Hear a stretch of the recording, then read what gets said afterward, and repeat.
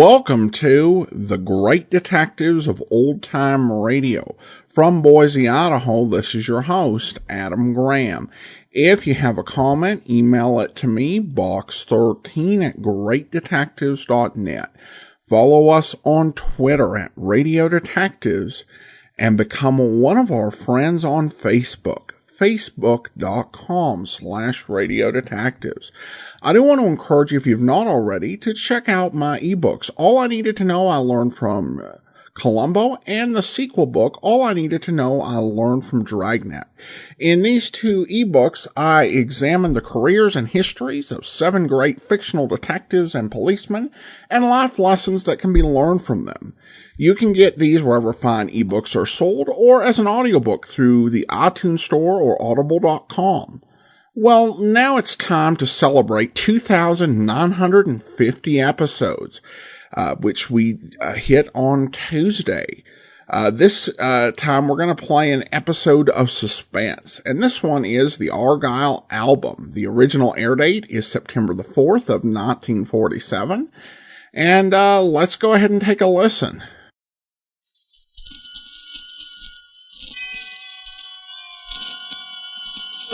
Suspense. In America's most discriminating homes and clubs, where dining and entertaining is the last word in luxury, the first word in wines is C-R-E-S-T-A, B-L-A-N-C-A.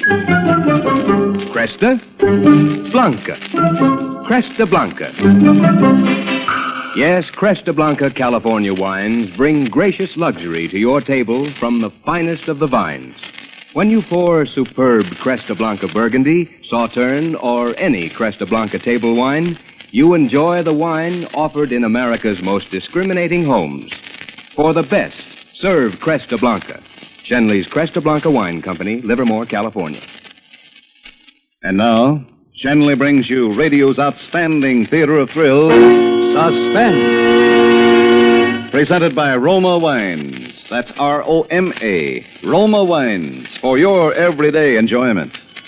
And now, Roma Wines of Fresno, California, bring you Mr. Edmund O'Brien in the Argyle Album, a suspense play produced, edited, and directed for Shenley by William Spears. Back when I got my first job on the Herald, Alan Pierce was its star reporter. A little later, he went to Washington and became top dog of all syndicated political columnists. Pierce could tell you what the president said when he didn't like his breakfast, and who was getting paid off, for what, by whom, and how much.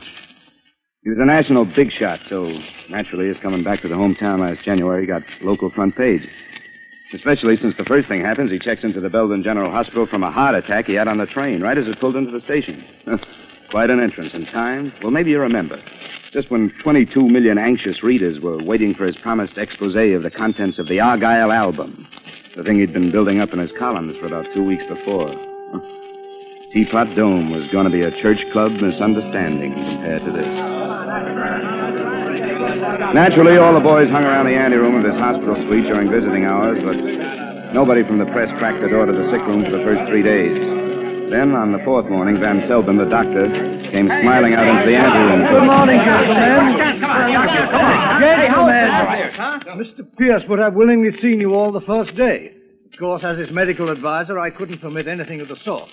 However, today I'll allow you to see him one at a time. I suggest that you gentlemen draw straws or something for turns. Oh, that is, except the man from the Herald. Mr. Pierce asked expressly to see him first. Hey, the Herald man, that's me. Is the Herald representative here? Over here, Doctor. Do you want to come in now? Right with you, Doctor. Hey, Pinky, come here. Yeah, Harry. Listen, Dr. Van Selbin, this is Mr. Melvin Pincus, the Herald's best and believe me, quietest photographer. Now, he's very good for patients. I wonder... I'm afraid not, Mr. Mitchell. Okay, Doc. Okay. Stand by, Pinky. Nurse, let this gentleman in. I'll be on the 5th floor. Very well.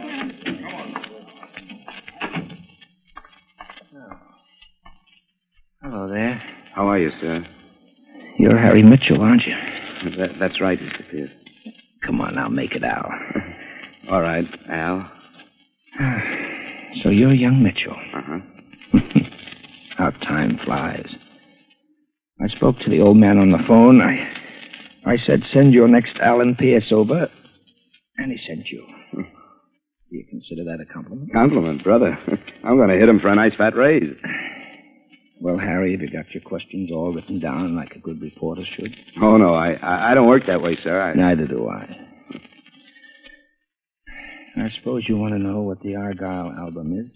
Hey, you're not really going to tell me. Look, crank me up a little bit, will you? Yeah, sure. Harry, it's got to a point where I think I ought to share it with somebody. Preferably somebody like myself who thinks like me. And I'm going to ask you not to use this unless I'm not in a position to. Okay, it's a deal. Well, you know what an album is. This one is quite a fancy-looking one. Jeweled white leather bound, and a flaming crimson double-headed eagle crest etched on the cover. It's an impressive item. Maybe you better take it easy, Mr. Pierce. You were going to call me Al. Okay, Al, but honest, maybe you better... I'm all right. I'm a little dizzy. Want the doctor? No, just a drink. A drink of water, please. He lay back on his pillow, breathing terribly. There was a thermos on the bedstand that turned out empty. I grabbed a glass and ran into the bathroom, filled it from the tap. I'll be right there, Al.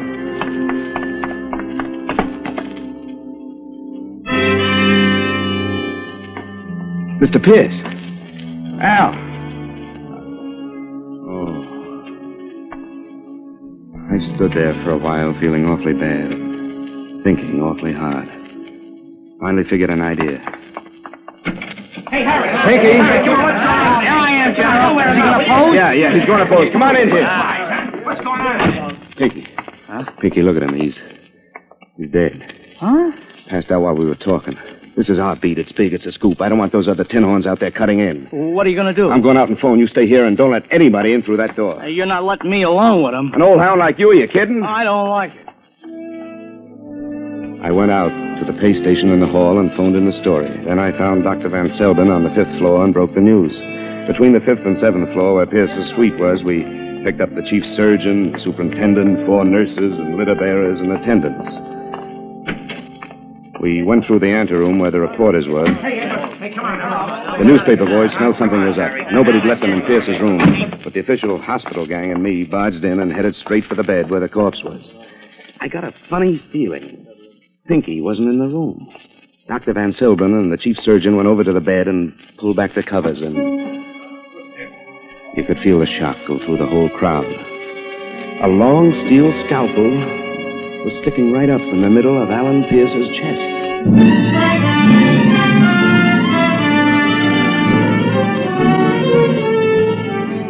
An hour later, Lieutenant Horslip Sampson, who was top man in homicide, strutted in and took over. He got the story from us and just sat there for a while thinking, very professional, exuding brilliance. Then His Majesty rose and spoke. Dr. Van Selben? Yes, sir. In your opinion, did your patient die from a heart attack, as our reporter friend here claims, or from the knife wound? I really can't tell you yet. Indications are that it might be either. You see, in either case, the heart was stopped. Yeah. The heart usually stops in cases of death, doesn't it, Doc, huh? The only thing is, I took his pulse before I left the room. There was no pulse. That scalpel could just as well have been stuck in a loaf of bread for all the damage it would Mitchell! Why'd you leave a dead man unreported? Why'd you leave the photographer here without telling the noise? I was a reporter with a scoop. Who'd you expect me to leave here? Somebody from the Express? Noise? Were you outside the door the whole time? Yes, sir, with the reporters, and nobody came out except Mr. Mitchell. The photographer went in, but never came out. Take a can in the bathroom, Haggerty. Yes, sir. And there's nobody here, Chief. Margerson, those windows locked. Horslip, should bring out your Scotland Yard. Too tough a spot to be fresh. If I could only get an angle. Must be an angle. He got up, sore, and started looking around himself. He walked over to the white bed screen in the corner. It's funny, it stood there all the time, such a natural piece of hospital equipment, you never noticed Gotta it. get an angle. But even now, before Yeah, he touched it, gotta get some kind of an angle. I knew what he'd find there. Now, where am I And gonna I edged get for the an door. angle? He started to pull aside the screen, like somebody'd look hopelessly in any unlikely spot for a lost collar button. Then he let the screen fall over. Holy shit! And there was Pinky. Pinky all huddled up among his photographic equipment with a surgeon's scalpel sticking out of his neck. Hey, you, Mitchell! Mitchell!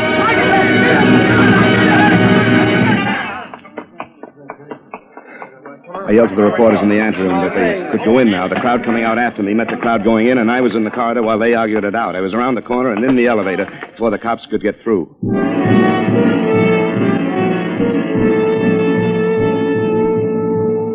I walked right through the walled-off lobby and up to the second floor, and nobody said a thing. Time was still with me. I knew Pierce's secretary was keeping suite 213 for him until he was supposed to get out of the hospital.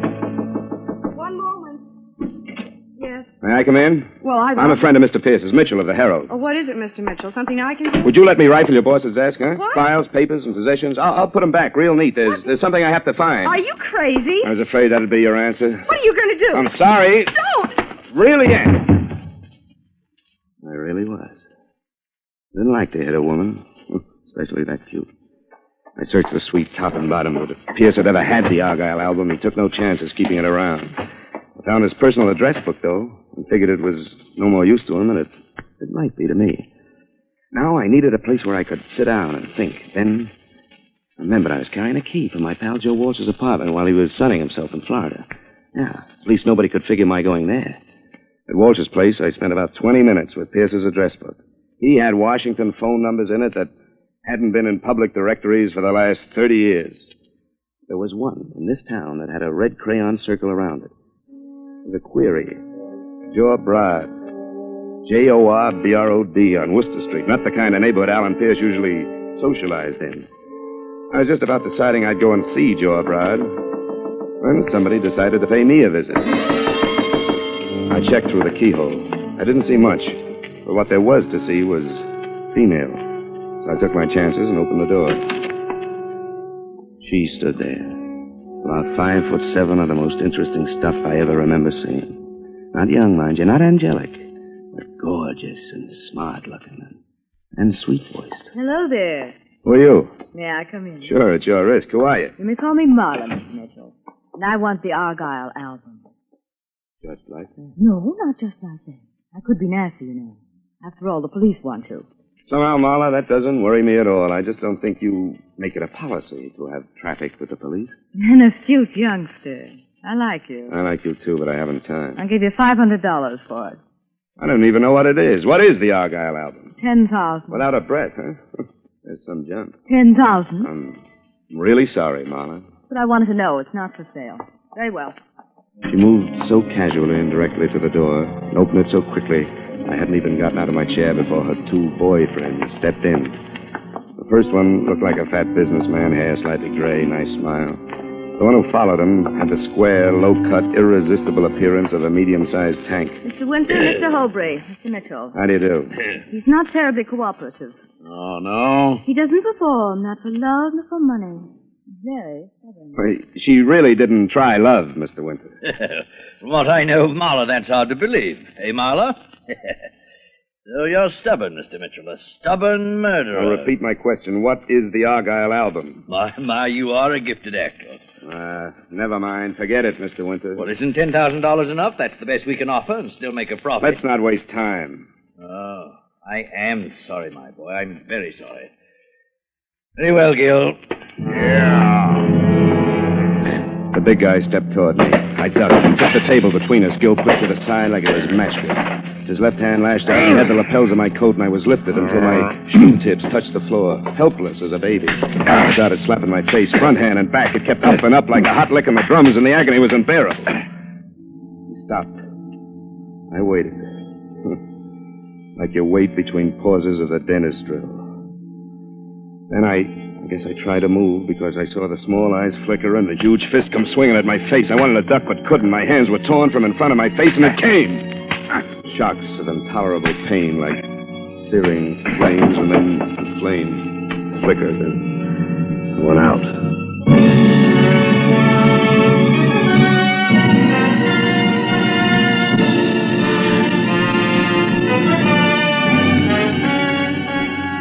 For Suspense, Roma Wines are bringing you Mr. Edmund O'Brien in the Argyle album. Roma Wines' presentation tonight in radio's outstanding theater of thrills, Suspense.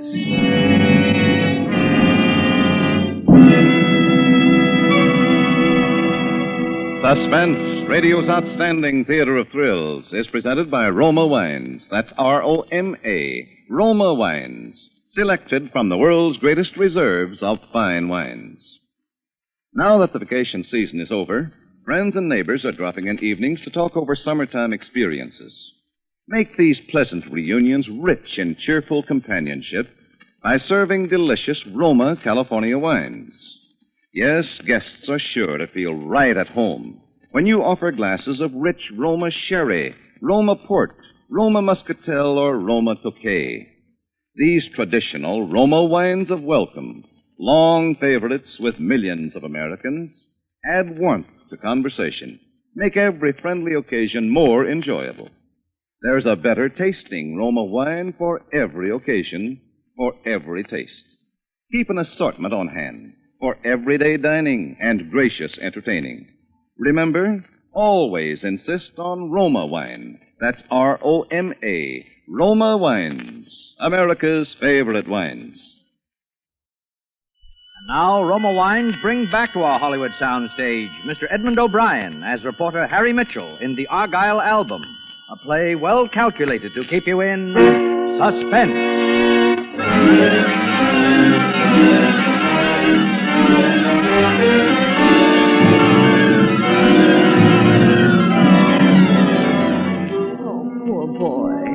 I was in the bedroom of the apartment, and Marla was bathing my forehead with a damp handkerchief. I lay quiet until things cleared up a bit. That's a little. That's the boy. Marla. Where's the album, darling?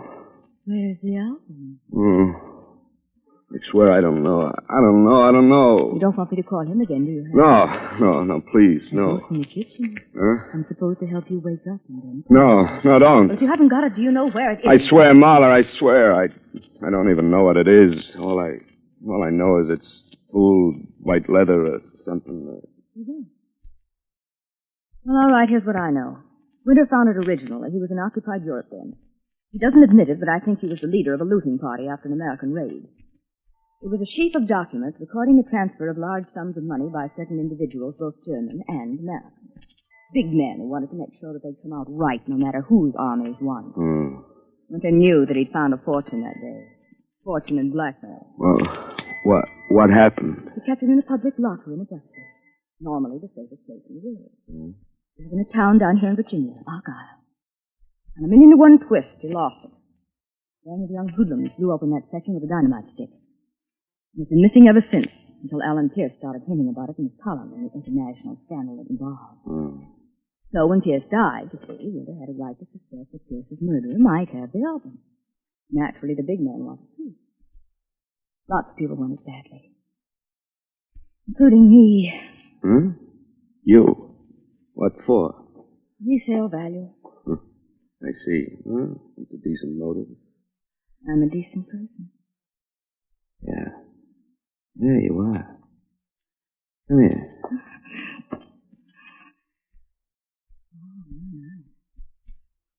You're a nice boy. You know, I could just press my thumbs here at your windpipe and couldn't even yell. I thought of that. You're not kidding me. That's the excuse I'll give to Winter. You choked me and I couldn't yell. You get on the fire escape and I'll give you plenty of time before I call you. I don't figure what's in it for you. We'll see each other again. Huh? Hurry. Okay, honey. You asked for it. Not too hard.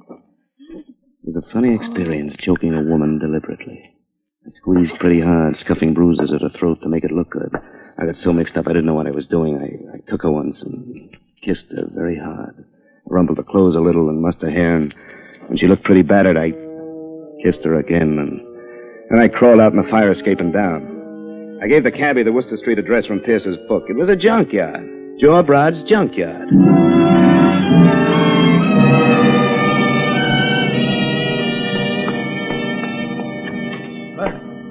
What do you want? You, Mr. Broad, Joe Broad? That's my name. What do you want? The Argyle album. What?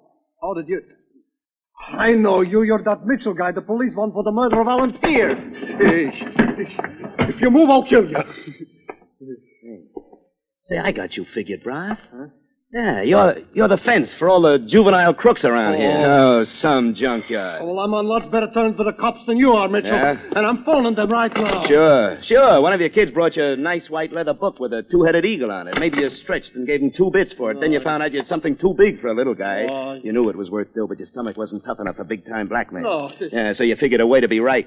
You still make dough. Sell it to Alan Pierce. What of it? Selling's no crime. Hey, I'm really guessing, but good, huh? You invested the price of a couple of photostats in a train ticket to Washington. You got to Pierce and sold him the photostats. And then you told him he'd have to come here for the rest, huh? Nothing to keep me from killing you right now. No, I guess there isn't. Sure not. You're a fugitive, aren't you? Escape killer, you wouldn't touch me. Wait, don't! Don't you even say thanks when your life is saved? Thanks. And nice shot. Don't mention it. You wonder how I knew you were here. Yeah, you watched me take the cab from the window and got the number. I know that one now. Oh, you're bright as well as nice. Maybe we can play this game together now that we have the album. Huh? Have we? Well, it can't be far. In the desk drawer, the filing... I think we both saw Brad move at the same time. The gun at the edge of his fingers was somehow in his hands again. It wavered weakly between Marla and me. It was like watching a slow-motion movie. Marla didn't waste time. I saw the Swede's little body jump at the impact, but his gun kept waving, and it went off. Marla sighed and fell down at my feet. She smiled at me once, that's all.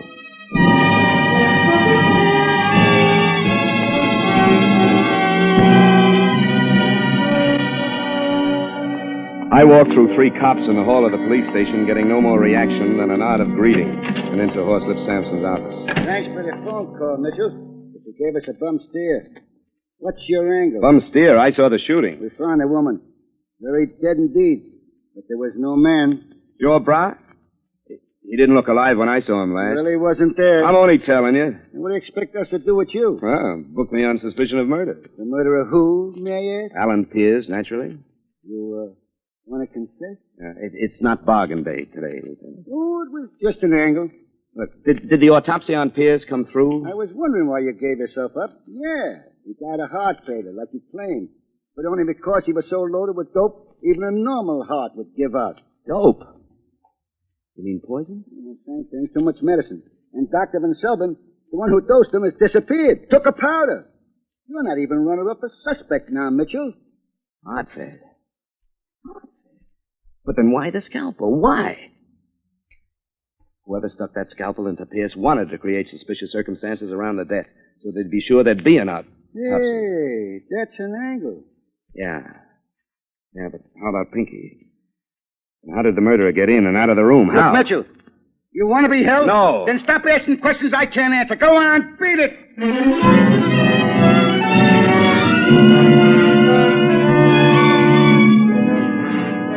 I still wanted to break it. I found myself nursing a deep belief that there must be equal justice for the murders of a man I loved, another I respected, and a woman I admired. Well, there was only one place I could figure out where to start. I picked my way through Joe Brad's junkyard. Shapes of skeleton cars stood out dark in the moonlight. At the far end of the yard was a lighted shack. I went up to it, almost to the door. Somebody pushed me from behind. My own body knocked the door open. Brad was propped into a chair, facing me, his eyes wide. Winter stood beside him, and Gil walked up from behind me alongside. Come in, Mitchell. Thanks. Well, Mr. Mitchell, this is a proper ending. Another demonstration of the ascendancy of will. Is he alive? Who? O'Brod here? No, not now. He was very weak and had no resistance, but we learned what we needed. He had the album quite cleverly hidden. But we have it now. Oh, yeah. You want to see it? Thanks. Say, who hired Dr. Van Selvin to kill Pierce? A very powerful and very wealthy individual. Most concerned with retrieving the album, Mr. Mitchell. But you didn't want it to be heart failure. You wanted to force an autopsy. That's why you stuck the scalpel into the corpse. That's rather clever of you, Mr. Mitchell. And in the hospital, you were dressed as an attendant, right? Huh? You got behind that bed screen sometime earlier in the day, probably early in the morning before Pierce woke up, right? You were willing to wait a long time for what you wanted. It was very tough. You hoped to find out from Pierce where he had hidden the album. You found out instead that Pierce didn't have it. But you knew that Pierce was going to die anyhow from the overdose. Oh, you decided to frame the doctor with the scalpel, forcing the autopsy. You know, there's only one conceivable reason for you to have taken all those chances. And what, may I ask, can that conceivable reason be? That you are the powerful and wealthy individual who got Dr. Van Selben to do Pierce's murder. Really? That you are no more Mr. Winter than I am. Yeah, the original Mr. Winter who smuggled the album out of Europe. You eliminated when he first tried to blackmail you and your fellow thieves. Thieves, really? By that line of reasoning, I was able to do a little research in the files of my reporter's memory. And in spite of the fact that you have no mustache and there are several other slightly physical changes that could be easily adjusted, you have an amazing resemblance to the very powerful, very wealthy Mr. Gerald K. Avery. Theory, merely theory. But isn't this indulgence in violence a strange occupation for a man like Gerald Avery? Not at all, Mr. Avery. Man doesn't become an international power by going to Sunday school every week. You decided nobody could do your dirty work better than yourself. I suppose you felt you needed help, so you got a professional adventuress like Marla to work with you on the grounds that you yourself were an adventurer, a blackmailer. The same goes for Gil here. Yeah, your time's run over, Mitchell. And Pinky, yeah. Pinky. Of course, it doesn't bother you that you killed a nice guy with a nice family. To you, he was only in the way. You stuck the scalpel into Pierce's corpse to save yourself some more trouble. The trouble of paying off Dr. Van Selben. He'll probably show up floating. You dragged Pinky behind the screen, and you got behind with him and hid. Then when all the doctors and attendants broke into the room and rushed around Pierce's bed, you stepped out casually from behind the screen and mingled with the crowd. Yeah, you were dressed for the part. As a reporter, Mr. Mitchell, would you describe that exploit as daring or brilliant? No, Mr. Avery. I'd use the words selfish, traitorous, foul. Oh, your morality sickens me. There's Now, one Mitchell, more thing you didn't count on. Gil. Gil here. Gil has nothing to do with it. Oh, yes, he has. You keep your mouth shut. I'll do nothing of the sort. Let him talk. Gil, fool. Let go of my arm. Let him talk. Thanks, Gil. And just keep hold of that arm. Talk. Okay. As I was saying, Mr. Avery, you forgot that Marla and Gil have been playing along with you because they figured you were their kind. There is a certain honor among little crooks, but not among you big-timers, Mr. Avery. Now, you have the album that couldn't hurt anybody but yourself. Who's to blackmail? Where's the payoff? Gil's wondering what's going to protect his interests. He knows now what happened to Dr. Van Selben. He knows. You see, he figured you for an honest crook, not a big-timer. You're not listening to him. He's only playing for time. He's only trying to save his own miserable skin. I'll pay you off, Gil. I'll pay you more than you've ever dreamed. You really are, Gerald Avery. Don't be an idiot, Gil, now. You cooperate with me, and Gil!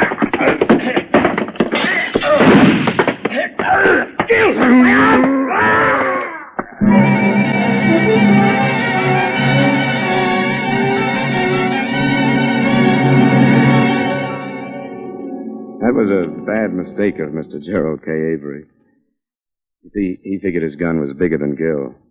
He moved fast, but not quite fast enough. The lead hit Gil on the shoulder, but that didn't even faze him.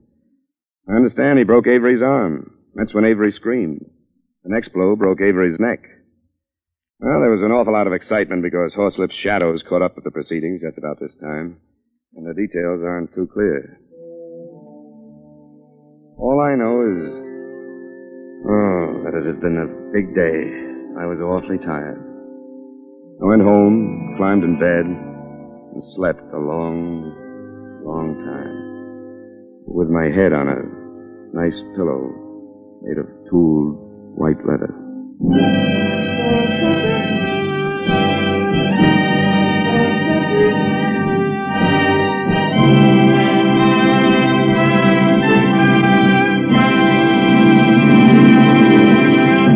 Suspense. Presented by Roma. That's R-O-M-A. Better tasting Roma wines, America's largest selling wines. Whichever Roma California wine you choose, whether it's nut-like Roma sherry, fruity Roma port, or any Roma wine, you can be sure of better tasting wine every time. That's because Roma selects and presses the choicest California grapes. Then, Roma master vintners with ancient skills and America's largest wine-making resources unhurriedly guide this luscious grape goodness to tempting perfection. Then, this wine treasure of better taste is placed with mellow Roma wines of years before to await later selection from the world's greatest reserves of fine wines for your pleasure. So, for everyday enjoyment or friendly hospitality, serve delicious Roma wine. You'll find all Roma wines delightful, inexpensive, and always better tasting. That's why more Americans enjoy Roma wines, that's R-O-M-A, Roma wines, than any other wines in the world. Edmund O'Brien appeared through the courtesy of Universal International Pictures, now releasing Something in the Wind starring Deanna Durbin. Tonight's suspense play was by Cyril Enfield. Next Thursday, same time, you will hear Michael O'Shea as star of Suspense, produced and directed by William Spear for the Roma Wine Company of Fresno, California. This is CBS, the Columbia Broadcasting System.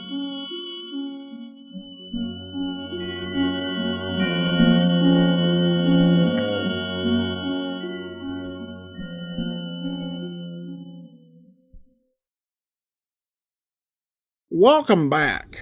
Well, Mr. Mitchell was a rough character. Actually ends up hitting a couple of women in the course of this episode, despite saying it was something he hated doing. Though, to be fair, the second time it was to frame up an escape attempt. Though, in many ways, this is a typical Edmund O'Brien performance, because he did tend to be given these characters who had a lot of rough edges. But nonetheless, they still have a sense of morality and justice and a real anger at that sort of injustice, which was something he would bring to the role of Johnny Dollar. Which, speaking of, I mentioned I was listening to an Edmund O'Brien episode for this special. Winston wrote in, Edmund O'Brien as Johnny Dollar always sounded like he was about to punch someone in the face just because. It was a jarring listen since I started with the Bob Bailey Johnny Dollar, who was far more amenable. Now a fan of all the Johnnies. Thanks, Adam. Well, thanks so much for the comment, Winston. And it's also interesting to note here that he played this newspaper man named Mitchell a couple years before he recorded the pilot for Nightbeat, where the character he played was named Hank Mitchell. I don't know how much of that was coincidence. This actually wasn't originally an O'Brien role. This was actually first done in 1945, and it was done with Robert Taylor. I just prefer Edmund O'Brien overall. So, an interesting coincidence there, and I hope you enjoyed this program. I do want to go ahead and thank our Patreon supporter of the day. And thanks so much to Shauna. Shauna has been supporting the program as a Patreon supporter since June and is currently supporting us at the rookie level of $2 or more per month. Thanks so much for your support. All right, join us back here tomorrow as we continue our Listener's Choice Countdown with the number 2 series in the countdown. And in the meantime, send your comments to box13@greatdetectives.net. Follow us on Twitter, Radio Detectives, and become one of our friends on Facebook, facebook.com/Radio Detectives. From Boise, Idaho, this is your host, Adam Graham, signing off.